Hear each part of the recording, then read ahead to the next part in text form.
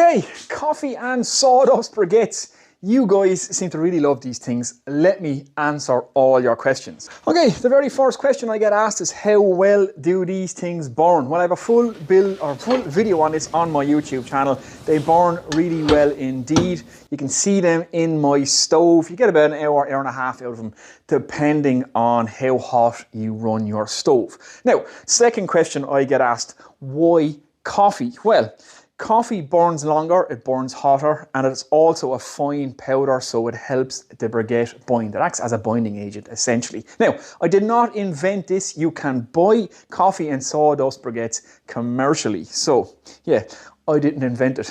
Now, next point to address. Lots of people comment, coal is better, blocks is better, all this stuff. I am not suggesting for a second that you replace your primary fuel source with these. This is to supplement your fuel source only.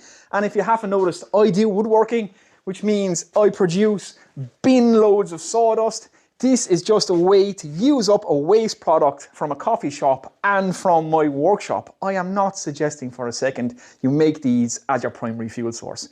Don't be ridiculous. Now, another question or comment lots of people made, that's too much work. Well, life, my friend, is too much work. I swear to God, some lads, if there was work in the bed, they'd sleep on the floor. There's no free lunch. You will pay for stuff with cash or you will pay for it with labor. I pay for this with my labor. I have a free resource. Why would I not use it?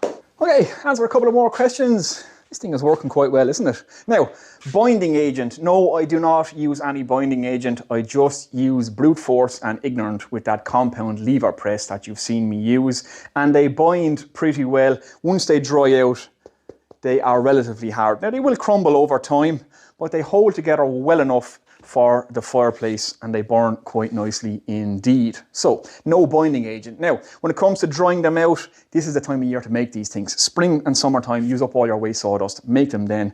In the wintertime, it's a little bit harder to dry them, obviously because of the weather conditions. They can get moldy if they're damp for a long length of time. Some people making these spray them with an anti-mold stuff. I don't bother. I just make them in the spring and summer. Make sure there's plenty of air at them.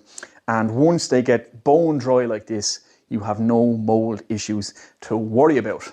Okay, so there we go. Coffee and sawdust briquettes. One of my more popular videos. Hopefully that answers all your questions. And this camera is pretty cool, isn't it? That's just my phone and a microphone. So, full videos on everything. It's on my YouTube channel. I also have an Instagram and now I have a TikTok. So join me in all those places. I'll see you in the next video.